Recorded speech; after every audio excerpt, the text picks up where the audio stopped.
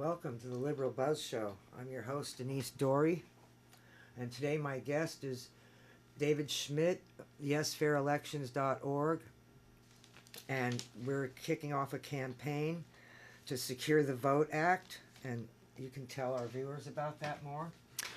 Sure.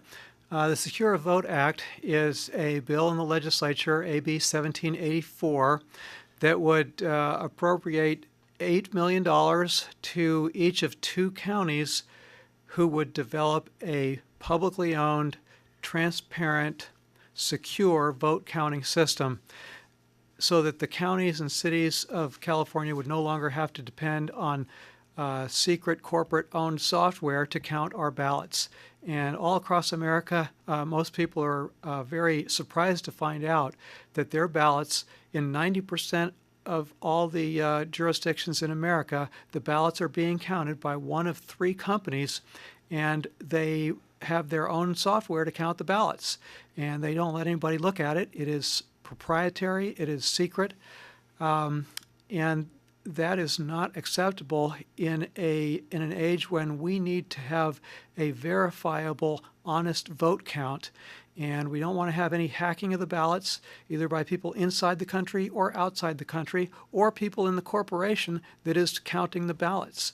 We have to have a secure, publicly owned, open source, paper ballot backup system for counting ballots. San Francisco has already started to build such a system. They're just at the very beginning of it. And Los Angeles has also been working on it. But neither of the systems are finished, and we desperately need to get them finished to provide an alternative to these corporate-owned secret software black box vote counting systems where, we get the results, but we don't get to look at how the results were counted.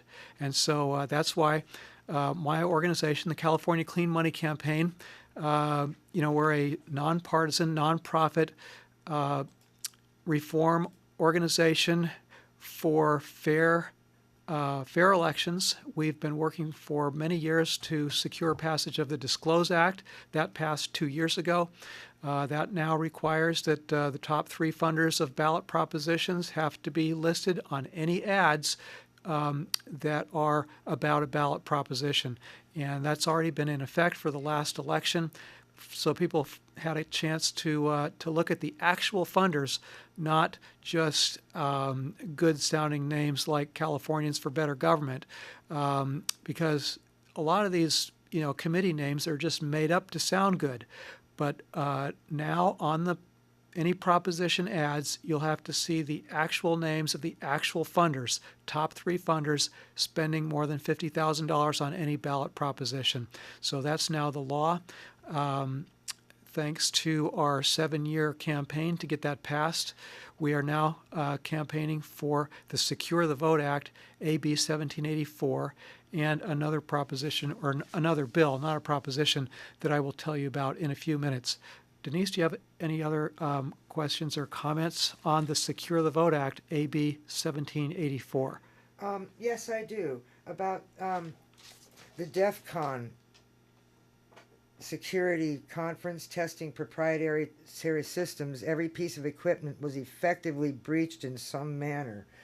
You want to talk about that? Right. The DEF CON conference, that's short for Defense Condition, and it is held every year or two when all the good guy hackers in America get together and teach each other what they know about hacking, about defending systems from hacking.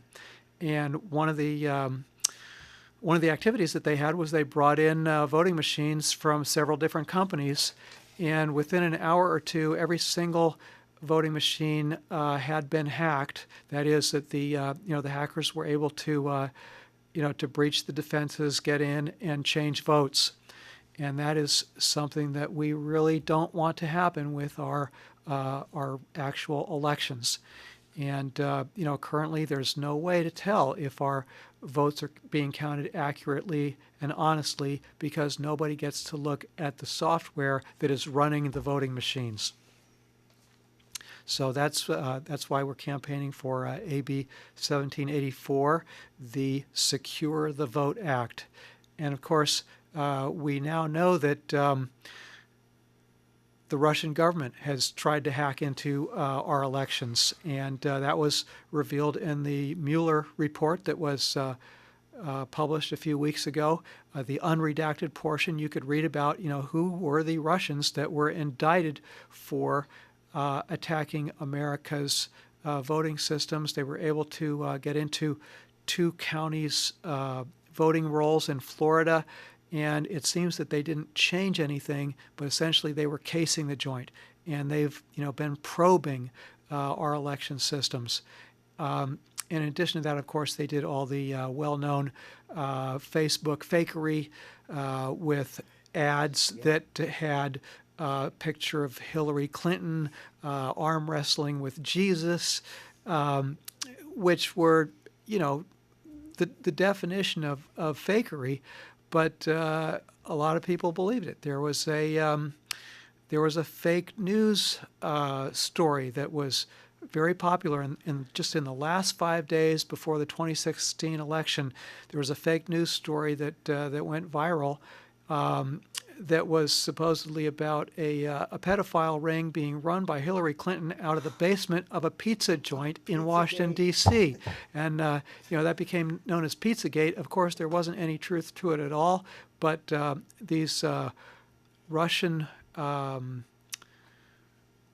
people who were working for the government of Vladimir Putin, they helped to propagate that story on the internet and on Facebook and on Twitter, and a lot of people believed it. My friends. And unfortunately, we have to be vigilant against this kind of thing now, and we really have to take some proactive measures to prevent the Russian government or anybody else from hacking into our elections. And a cyber attack can come from anywhere, really anywhere in the world can, hack into an election system.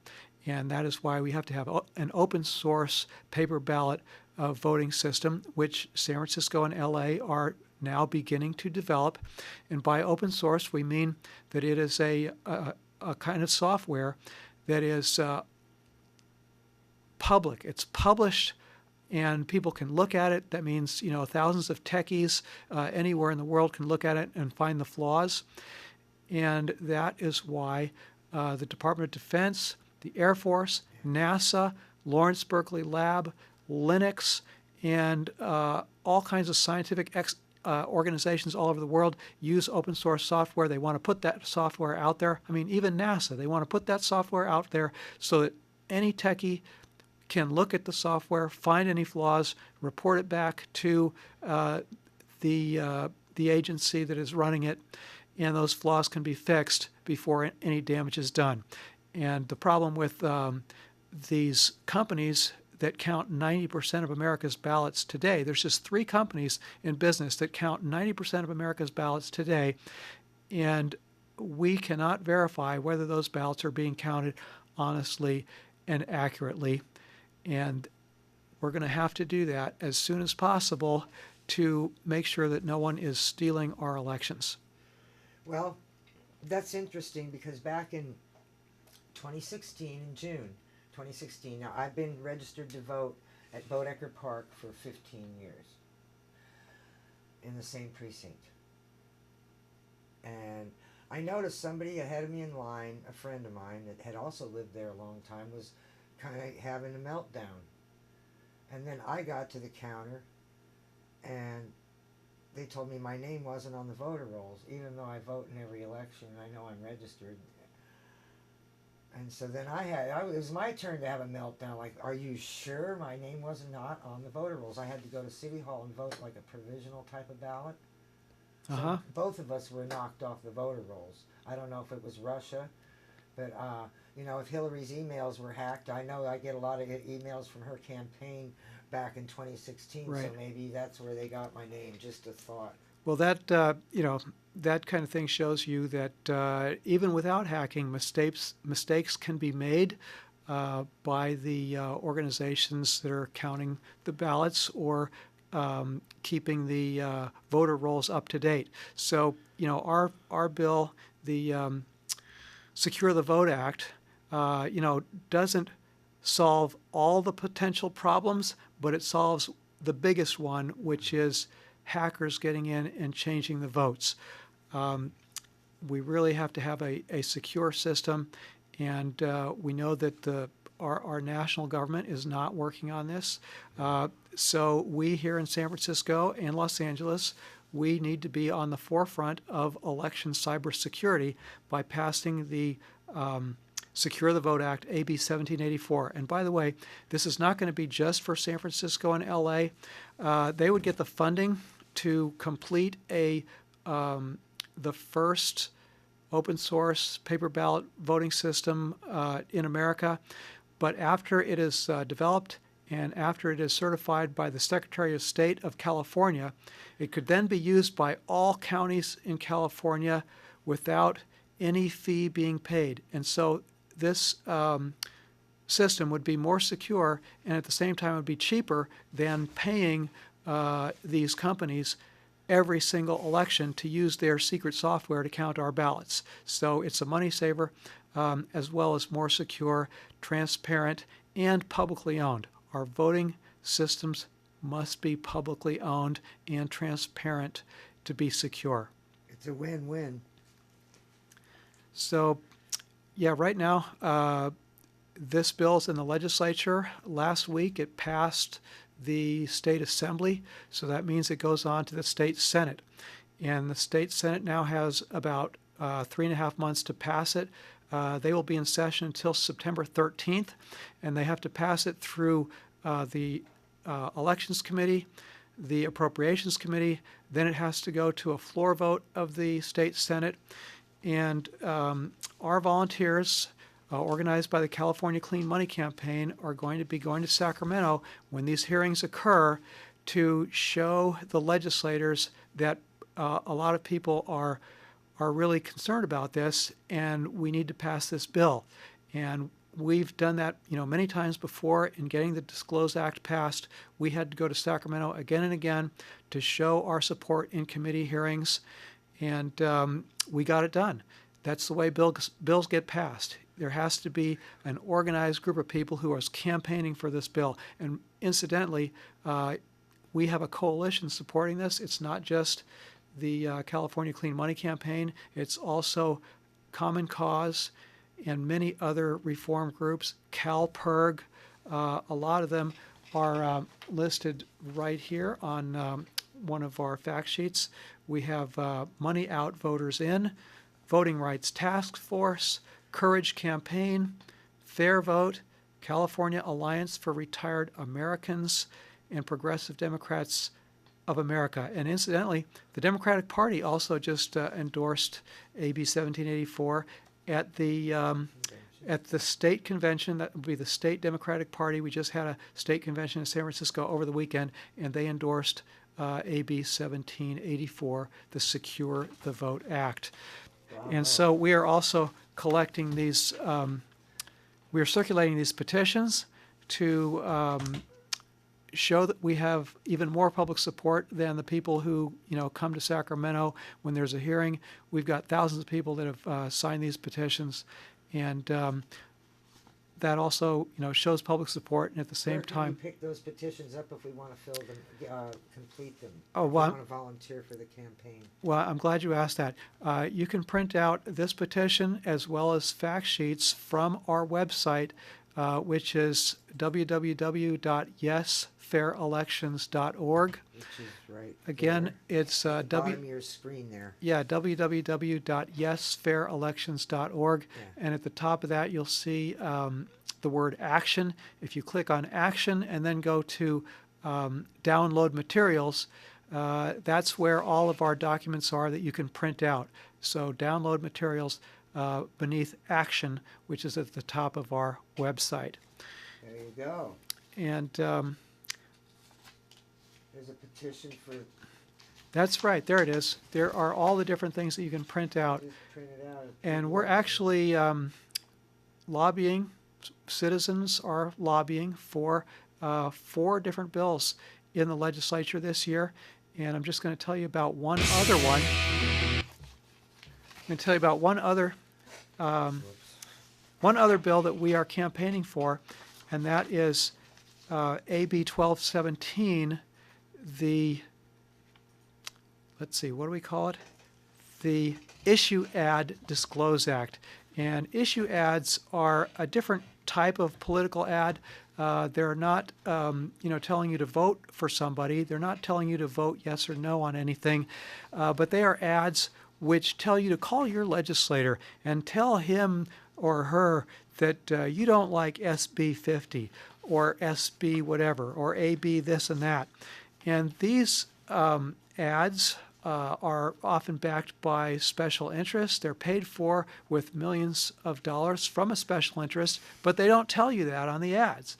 And I have an example of one right here. This actually came to my home, and it told me to call Scott Wiener and tell him what you think about SB 50. And this mailer went into great lengths to get people to think that SB 50 was terrible and Scott Wiener is an awful man and he's just doing this terrible thing, and you should call your legislator today and tell him to vote against this bill sponsored by Scott Wiener. Well, who's sponsoring this? Who's paying for this? Well, it doesn't say over here. And on the other side it says paid for by Housing is a Human Right by AHF somewhere in Los Angeles. But no one knows who's really paying for these things. And that's why we need the Issue Ad Disclose Act, AB 1217. So you can see the block of people who support it, at the bottom. Right. There's And here's an example of another, ad that was on telling people to vote against the bill. That is, they were asked to call their legislator and tell the legislator to vote against a bill. And of course, this had to do with plastic bags, and it said it was paid for by the American Progressive Bag Alliance. Well, who the heck is that? No one knew who was paying for this until months and months later it came out that it was actually paid for by 3 plastic bag manufacturers, which, if this ad was run after we pass the Issue Ad Disclose Act, then they'd have to show the top 3 funders, just like any proposition does in elections today. And this would really reduce the power of big money to influence the legislature. It would and just the way the Disclose Act has reduced the extent to which big money can win victory on ballot propositions. Because once people know who is actually funding these ads, you'll be a lot more easy to say, oh, I see that these guys have a special interest. It's just that they want to make money off this, and we're not going to do it. You're a shame. But let me just urge people to go to our website, www.yesfairelections.org, and take a look at the 4 bills that we are sponsoring in the current legislative session. It runs until September 13th, so we'll be out there with our petitions, and we'll be going to Sacramento with volunteers probably once a month throughout the summer. And then the legislature has to wrap up their business by September 13th, and any bills that they pass then go on to the governor. Governor has 30 days to sign it, so our campaign will last up until October 13th, which would be the last day for the governor to sign bills. That's a lot of work you've done. I'm just really amazed at all you've done for our country, and thanks. I'm very impressed. Back in the 80s, I wrote a book on ballot proposition campaigns, and it was kind of a history and a how-to. It was called Initiative and Referendum, The Power of the People. And I had a chance to meet Ralph Nader at the time, and he said to me, well, that's all well and good. You've given people a how-to and a handbook for ballot proposition campaigns, but what are you going to do about all the misleading ads by big money special interests? That was 30 years ago. And I didn't have an answer for him at that time. But 8 years ago, when I was a volunteer, I was already a volunteer for the California Clean Money Campaign, and we started lobbying for the Disclose Act to make all ballot propositions have to show their actual, true top 3 funders on their ads clearly so that everyone can see it. That is the answer. That is the only way that is allowed by the U.S. Supreme Court to defeat the power of big money. We expose them. We show on the ads who's paying the big money for the ads. And that way, people can be essentially immunized against the persuasive power of those ads. Because one thing that we know is that if people hear something 100 times, they generally tend to believe it.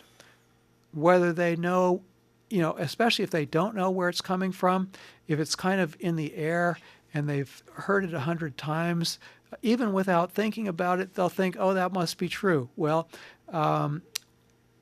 no longer, because the Disclose Act, at least on ballot propositions, and to some extent on candidates as well, says that if anybody is spending unlimited amounts of money, they have to be clearly shown in the ads. And here in San Francisco, we had a proposition just about a year ago that it was about the tobacco industry, and it was a ban on flavored tobacco products. And of course, there are hundreds of flavored tobacco products in all kinds of candy flavors to try to get kids hooked. Well, San Francisco had on the ballot this proposition to ban the sale of flavored tobacco products. And everybody got a chance to see who the funder of it was, and it turned out that it was the tobacco industry. And it was R.J. Reynolds Tobacco. Everybody saw those ads, and everybody said, to heck with that.